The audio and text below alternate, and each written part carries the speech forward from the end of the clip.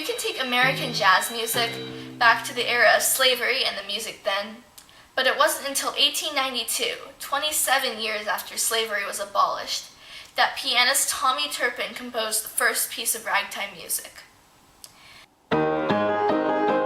Shortly after that, Scott Joplin published his first two rags.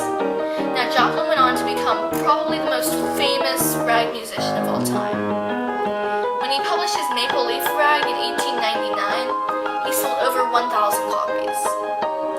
Racism was rampant in 20th century America, but both black and white people found common ground over the popular music of their time. It was in 1913 that the word jazz was first used in print. Like ragtime, jazz had a syncopated beat, but it was smoother than the ups and downs of rag. The era of ragtime ended in 1917 with the death of Scott Joplin. That same year, the original Dixieland Jazz Band became the first jazz group ever to be recorded and to appear in a movie. New Orleans has long been considered the birthplace of jazz music, but during this time, more jazz musicians were moving north.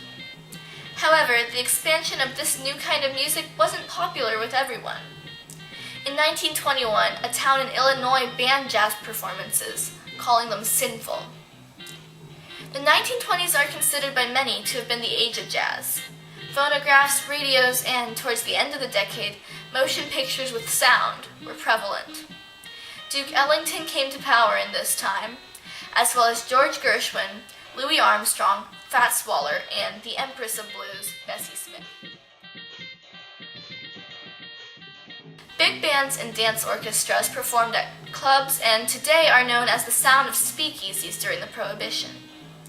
During this time, women grew bolder and more independent, and society grew with them. Jazz had a way of loosening people up and inspiring them. In the 1930s, it was Cab Calloway, Benny Goodman, Billie Holiday, Nat King Cole, and Dizzy Gillespie. And during the 1940s, jazz blossomed and shot its roots off in all different directions. Swing, blues, bop, cool, and big band jazz were all highly popular across America.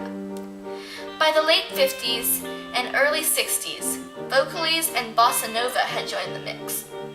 This was at a time when songs that are still known today, like My Funny Valentine and Straight No Chaser, were being recorded, and West Side Story was released for the first time. It was also a time of experimenting with the new technology of overdubbing.